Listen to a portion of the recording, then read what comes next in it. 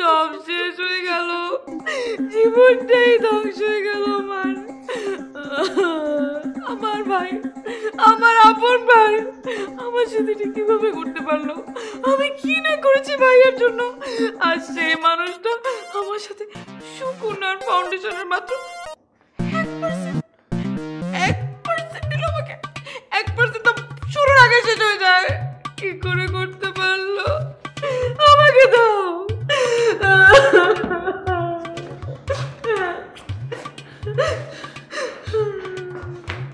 এখন কি হবে?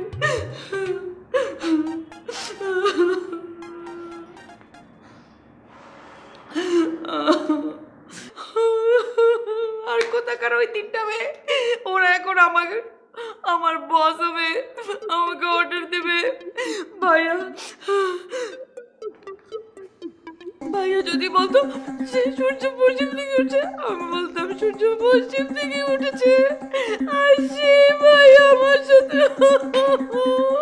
তুমিও তো কিছু করো না, বেকার ছেলে কোথাকার। শান্ত হও। আগুন! প্লিজ আমাকে আগে থেকে বলো, আমি আবার করতে চাই না। প্লিজ শান্ত হও। এই আগুন সে আগুন না, তো তোমার মনের আগুন, যেটা তোমার মাথায় উঠেছে। ফাজলামো করো তুমি আমার সাথে? না, এখন তো তুমি ফাজলামো করবাই। মানে তোমার তো এখন সাহস বেড়ে গেছে না, আমি বুঝতে পারছি, খুব ভালো করে বুঝতে পারছি। যেদিন থেকে শুনেছো যে আমার মাত্র 1%, সেদিন থেকে তোমার ভালোবাসা 50%-এ নেমে গিয়েছে। বুঝি, আমি সবই বুঝি। তুমি কিসের মধ্যে কি বলছো? কি বলছি? কি ঠিকই বলছি। আর আজ যদি নেমে না যায় অসুবিধা নাই, কালকে নেমে যাবে। আচ্ছা জলি, তুমি ভালোবাসার পার্সেন্টেজে মাপতে পারো? হ্যাঁ পারি। কি যন্ত্র দিয়ে মাপো? সেটা তোমার কেন জানতে হবে? আর তা জেনে তুমি কি করবে? না মানে বিয়ের আগে তোমার আমার প্রতি প্রেম, আর বিয়ের পরে তোমার আমার প্রতি ভালোবাসাটা একটু মেপে আর কি।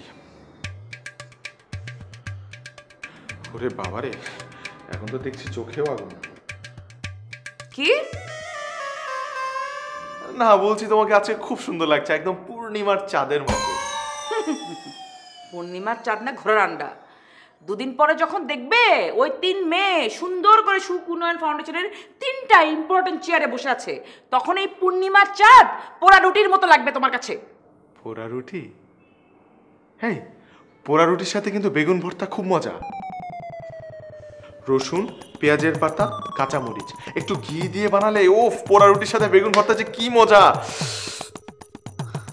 হাউ কাম জামান, এটা কি ধরনের রেসিপির কথা বললে তুমি?